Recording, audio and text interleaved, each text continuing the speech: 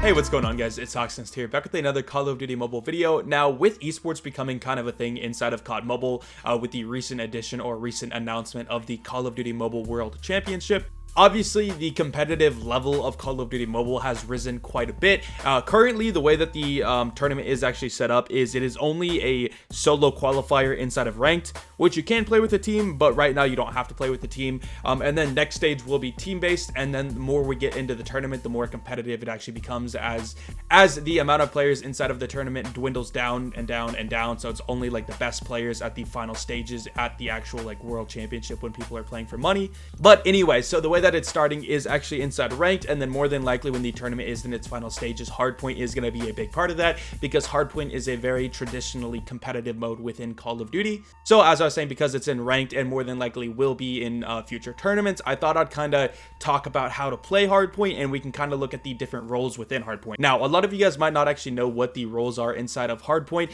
and that's because Call of Duty Mobile hasn't gotten to the point of competitiveness where people haven't been talking about the roles. A lot of teams haven't been like, they haven't been talking about roles essentially. But inside of past Call of Duties that actually do have competitive Hardpoint, roles have been established, and players on a team would fit into a certain role for Hardpoint. So I'm going to make a series where I essentially do a guide for each role. If you guys are wondering what the roles are, there is the objective or OBJ players. These are the players that are actually going to be like on the Hardpoint. The next role is Slayers. Slayers are essentially just the people that kill the other team and just make sure they're constantly killing the other players as much as they can to allow the objective players to stay on the objective as long as possible. The next role is Support, and Support is essentially a hybrid of the Slayers and the objective players. They're just supporting the team as much as they can. They're filling in whatever role the team is kind of lacking. So if the Slayers aren't really doing their job, not getting enough kills, then the support players will basically get more kills. And if the objective players just can't really stay on the objective, the support players will hop on and help them on the objective. And then the final role is Anchor, but essentially an Anchor will hold down one location on the map to make sure that the enemy team spawns on the other side. So say a Hardpoint is here, basically what an Anchor would do is be like right here, because then the enemy team wouldn't be able to spawn next to him, because the way spawns work is you can't spawn right next to someone in Hardpoint. So then they would spawn all the way over here. So it forces them to have to run a really long way to the Hardpoint. That's essentially what an Anchor is, and I actually made a guide on how to play the Anchor role a couple months ago, and that's what you guys are going to see inside of this video. And then in the future, I will make guides on the Slayer role, the objective role, and the support role. Support role is probably like the easiest. Most of the time, if you don't know what roles are, you're playing the support role. You're just kind of doing whatever you want inside of the game, and that's kind of what a support does. But a good support player would be doing something with thought. Like they'd really know what they're doing and filling in the gap for their team, as opposed to like a random Hardpoint player, which just kind of does whatever they want, which would look like a support player, but they're not actually supporting. You know what I mean? Okay, so before we actually go to me a couple months ago when I actually explained how to play the Anchor role, and I used the raid map as an example, really quickly, I just want to tell you another massive part of actually playing Hardpoint is knowing all of the Hardpoint's rotations and where they are on the map, because all of the Hardpoints on each map have a set location and a set rotation, meaning every single game, they'll go this Hardpoint and then this Hardpoint and then this Hardpoint. It'll never be random. It'll always be the same rotation of Hardpoints. And if you go to my website, HawksNest.gg, go over the CODM section and go to maps, you can see every single map. And then when you press a specific map, so say we wanted to look at raid, you press the map, and then you go down to Hardpoint, you can see all of the Hardpoints as well as all of the rotations, because they are all marked with numbers. So the first Hardpoint will be 1, and then 2, and then 3, and so on and so forth. So it's really important to try to memorize all of these Hardpoints, not just try, but actually memorize them, because it's really important to do this so that you can be prepared to move to Hardpoints when you need to, and just know where they are at all times. If there's anything you can do right now to improve your Hardpoint game, it is memorize the locations of all of the Hardpoints. So I know this was a long intro, but now let's just go ahead and cut to me in the past explaining how to Anchor. And then once again, in the future, I will do guides on the other roles. So make sure to subscribe if you guys want to see all of those videos. But anyway, let's cut to that. All right, so we're going to go ahead and look at anchoring just a little bit more, and we're going to use raid as an example. And the reason we're actually using raid is because raid Hardpoint was actually a very popular competitive game mode in Black Ops 2, so I imagine it'll kind of carry into COD Mobile as well. So anyway, on raid, the two spawns are right here and right here. And the very first hardpoint is number 1. It's like right in this area. So the first hardpoint is equal distance from both spawns. So what you're gonna more than likely see is you're gonna have all 5 people coming up this lane and then sending it here, and then you're gonna have these 5 go here, and you might have some people go here, and then you also probably want to have 1 or 2 come here as well, just to split up a little bit, avoid any kind of RPGs or anything coming your way and getting squad wiped.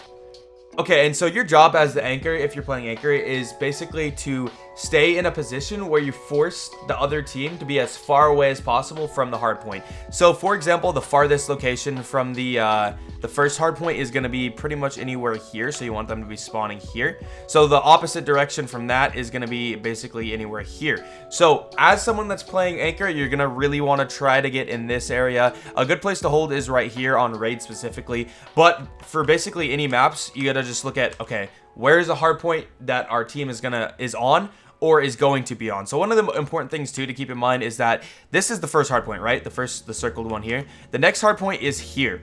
So this is the thing. You could make all of them spawn over here by going right here, right? Because that's like the farthest away. But the problem with that is that the next hard point is here. So you don't want them spawning here because then they're close. And then also now you're far. So basically what you want to do as an anchor is you want to understand, you have to have really good game knowledge of basically when the hard points are going to come, as well as where the next hard points are. So if you know the first hard point is here and the next hard point is here, then obviously you want to be in a position where you can do two things. You'll be able to rotate to the next hard point, so that's going to put you basically anywhere in this area, and then also you're going to force the other team to be as far away as possible from both the current and the farthest one. So in terms of raid, once again, this is a really good spot as an anchor. You just kind of sit here and really watch like this angle, kind of depends on where they are spawning, but you could have people coming through this door right here and coming up, so you can have an angle on that. And if anyone is trying to push through here, then you'll have an angle on that as well. And if the other team is somehow on the hard point, then you might have to kind of watch this angle, but if they're on the hard point, there's a good chance they'll just stay on it, kind of depending on the team. But yeah, so once again, if you are here, basically what you're doing is you're anchoring to make sure that the enemy team doesn't spawn in this area, more or less. I don't know the exact area, but you're going to kind of force them to be spawning here, and that makes them pretty far away from both the next hard point as well as the current hard point. All right, and as an anchor, one of the most important things you have to do also is move a little bit earlier than your team that would be sitting on the objective. Some other roles will also move a little bit earlier. It really depends too if the other team has possession of the hard point. If the other team has possession of the hard point and there's like 5 seconds left, I'd even say 10 seconds maybe. 10 seconds is kind of pushing, but around 5 seconds or less, you just got to give up that hard point if they have it. No reason to contest 5 points when you could get that lockdown on the next hard point. So as soon as 1 is done, go ahead and delete that. 2 is now active. You should probably be here, and when it's setting in, you want to rotate into a position where now you're both able to move to the next hard point and forcing them as far away as possible. So this one is a little bit trickier, and I'm obviously not going to go through every map in every scenario because I don't know every map in every scenario. I haven't played enough professional hardpoint. I just have some of the basics. So if you're an anchor and you were right here, what you can do is honestly just move down to this area. This area is circled because it was a spawn. Is not going to be great for anchoring unless you have like a shield or something, but honestly you should save shields for something else. Also, I want to mention there will be people more than likely coming to kill you here, especially the enemy's anchor, if the enemy team does have an anchor, because they want to have the same spot. So just keep in mind you're going to be probably contesting that other team's anchor quite often. So anyway, when the second hardpoint is actually active, I highly recommend either behind this rock right here. You will have a couple angles you can watch depending on where enemies are coming from. You can kind of watch down here if they are coming from basketball, which I kind of doubt they would be, but they could be. Then you can go here, but once again, more than likely a good spot too will be like right here. So I would recommend kind of here. We've highlighted a little much.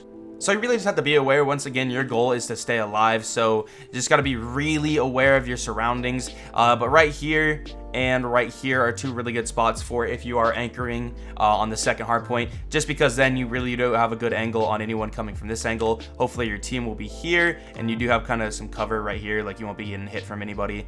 So that's why this spot's pretty good. And then this spot's kind of self-explanatory. It's going to be completely on the opposite side of the current hard point, or not the current hard point. It's going to be on the opposite side of the hard point. I don't know, hard to explain. Hopefully you guys get what I'm saying. It's really far away. It'll force him here, but obviously it does get a little bit more difficult because that will be the next hard point. So if your team is holding the second hard point, I would say even getting an early rotation to number 3 is going to be really important, just because you're going to have to get that anchor ASAP.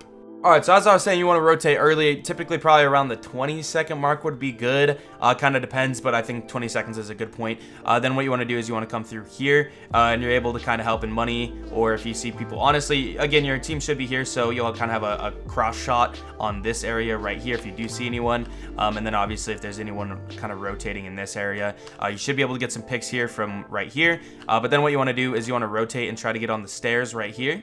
And what you want to do is just try to pick anyone you see from this line of fire. So you're looking here. If you see anyone here, you get picks. And what you're going to do is prevent them from spawning, and you're going to force them to hopefully spawn in this area. And basically what that's going to do is that's going to give your team an easy rotation right down the middle, and then you could either just kind of follow your team, kind of depending on the situation, or you can backtrack and kind of go through here, and then hopefully you'll have a good angle to get any picks in this direction.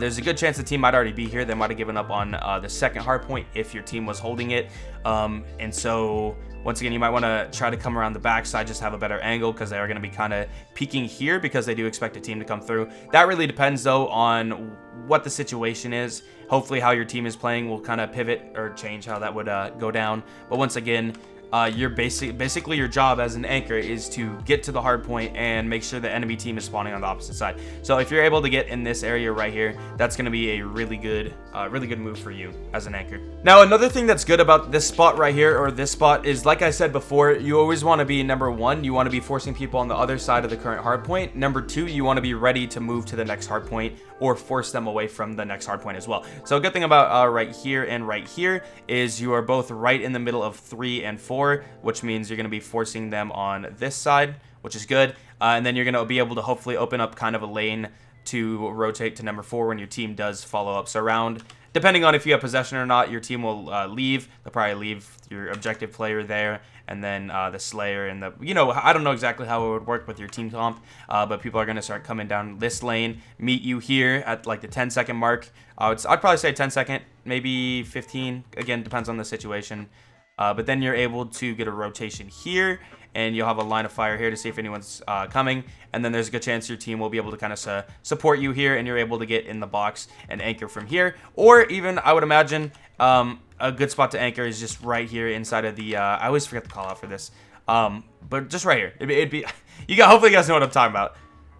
But this would be a good spot to anchor too as well for the 4th hard point, just because now if you look at the opposite side, they are basically forced on this side spawning wise, so they'd be spawning like here. I don't know all the spawns for COD Mobile right now. It's different from the Black Ops 2 spawns. Anchoring for number 4, another good spot to hold right here, depending on your weapon too. If you're anchoring with a S or LMG, which more than likely you won't be, you'll probably be anchoring with an AR as it's the most versatile weapon.